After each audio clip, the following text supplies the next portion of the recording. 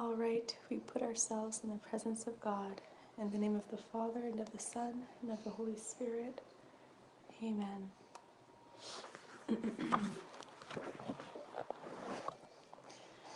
The Crucifixion, as described by the Mother of Sorrows to Saint Bridget of Sweden.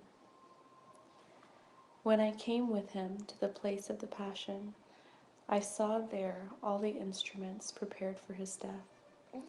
He was ordered to take off his robe, and he immediately did so. And after he had undressed himself, the soldiers said to one another, "These clothes belong to us, because he who is condemned to death will not use them again." Now upon being ordered to do so, he lay down on his back on the cross, and stretched out his first right arm. Then his cruel executioners seized him.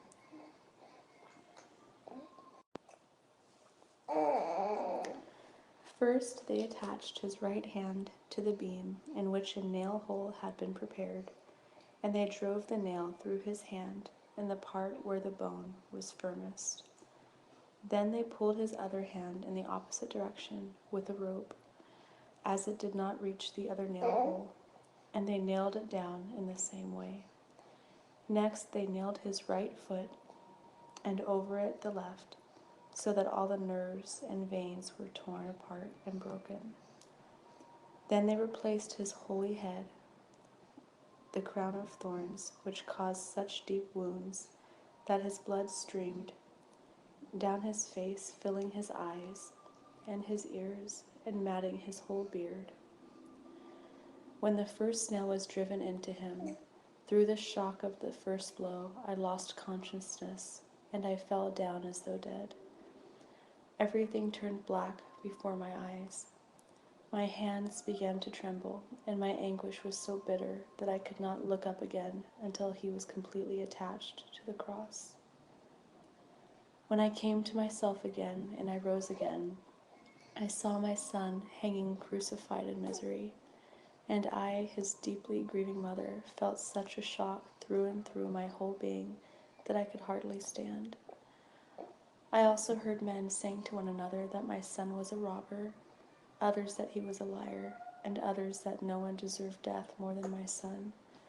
And when I heard such words, my grief was renewed. Now the crown of thorns, which covered half of his forehead, was pressing down onto his head so strongly that his blood was running down over his face and filling his eyes, his hair and beard. The whole head seemed to be nothing but one stream of blood, and in order to see me as I stood by the cross, he had to press the blood away from his eyes by contracting his lids and brows.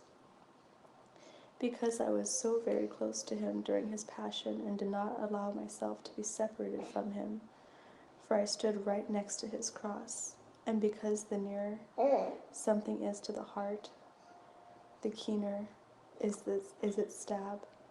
So his suffering was more painful to me than to the others. And when he looked down at me from the cross, and I looked up at him, tears streaming from my eyes like blood from veins, and when he saw me so overwhelmed with grief, my sorrow made him suffer so much that all the pains which he felt from his wounds were surpassed by the sight of the grief in which he beheld in me. Therefore, I boldly assert that his suffering became my suffering, because his heart was mine.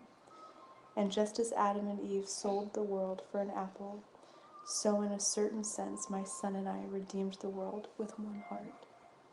While he was hanging there, bleeding and pierced with nails, he had compassion for my suffering as I stood near him sobbing. With his blood-filled eyes, he looked down at John and commended me to his care. Then after he had entrusted me to the care of his beloved disciple, he saw me and his friends weeping inconsolably, and from the depths of his heart he cried out in an overpowering voice, raising his head and his tear-filled eyes toward heaven, my God, why hast thou abandoned me?" I was never able to forget that cry until my assumption into heaven, and yet he uttered it more out of compassion for me than because of his own suffering. Then his eyes appeared half dead, his cheeks sunken in, and his features grief-stricken. His mouth was open, and his tongue was covered with blood. His abdomen had fallen in toward his spine and seemed to have collapsed. His whole body was pale and weakened from continuous loss of blood. His hands and feet were stretched out in the cruelest way, drawn and forced by the nails into the shape of the cross. His beard and hair were all clotted with blood. While he was hanging there, so torn and livid, only his heart was still vigorous, for it was of the best and strongest quality. At his birth, he had acquired from my flesh an extraordinarily pure body with an excellent constitution. His skin was so fine and delicate that the slightest blow caused the blood to flow at once, and his blood was so red that it could be seen coursing under his foreskin. And because his constitution was so very excellent, now death struggled fiercely with life in his pierced body. Alternatively, the pain rose from his torn limbs and nerves toward his heart, which was still strong and undamaged, causing him indescribable torture. And then the pains would flow back from his heart into his limbs, and thus prolong the agony of his death. And yet, though he was in the midst of such suffering, when he looked down at his weeping friends, who rather than see him suffer thus, would have wished to undergo the same pains themselves, the sorrow which the suffering of his friends caused him was far greater than all the bitter pain which he had to endure in his body and his heart, for he loved them tenderly. Then in the excessive anguish of his humanity, he cried to his Father, "Father, into thy hands I commend my spirit." When I, his most sorrowful mother, heard these words, in my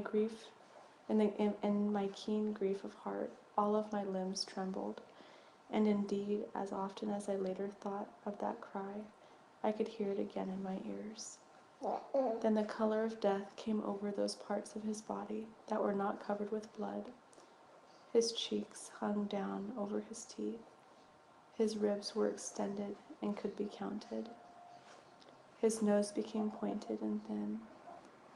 Now his death was near, and his heart was breaking from the intensity of his suffering. His whole body quivered. His head rose slightly, and then sank down again. His half-closed eyes opened partly. His mouth fell open, and we could see his tongue all covered with blood. Then his hands shrank back a little from the nail holes, and his feet bore most of the weight of his body. His fingers and arms, which had been convulsively contracted, straightened out, and his back pressed against the cross. Finally his head dropped, and his beard rested on his chest. And then my hands became numb, darkness appeared before my eyes. My face turned as white as a corpse. My ears could no longer hear. I could not utter a word. My feet gave away, and I sank to the ground. But when I arose again and saw my son, more despised than a person afflicted with leprosy, I directed my will completely toward him. Then I fully understood that everything had happened in accordance with his will, and that it could not have happened unless he had permitted it. And I thanked him for everything. A certain joy was even mingled with my grief, for I perceived how he, who had never sinned, had willed to suffer so much for sinners, out of his great love. Now his half-closed eyes were turned downward, and his already dead body hung down. His knees had bent in one direction, and his feet had twisted around the nails in the other direction as on a hinge. Then some persons who were present said in a mocking way, Mary, your son is dead now." Others were more considerate and said, "Woman, now the agony of your son has come to an end in eternal glory." And still others said, "Though he is dead, he will rise again." And while they were saying this, a man came up and drove a spear so forcefully into his side that it almost came out on the other side. And as soon as he drew it out, its point was all red with blood.